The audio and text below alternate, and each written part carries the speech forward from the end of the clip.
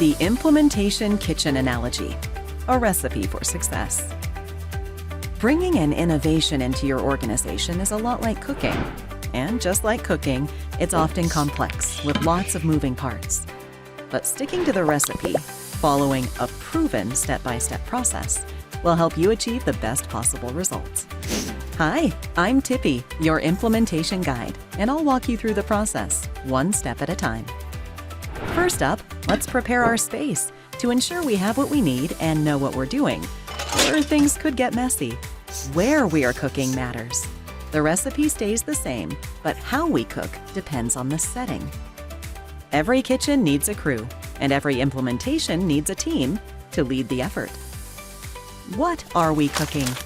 The recipe, like the innovation, is what guides us, listing all the ingredients we'll need and how to put them together.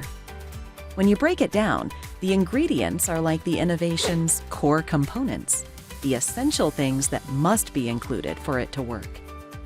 We have everything we need, but some things might be out of our control. In implementation, we often face barriers and facilitators. Cooking is not just about the ingredients. It's about how they come together, chopping, dicing, mixing to make something delicious. In the same way, implementation follows a process and uses specific strategies. Of course, we should always be prepared to make some adaptations, as long as they don't change the core recipe. Order up!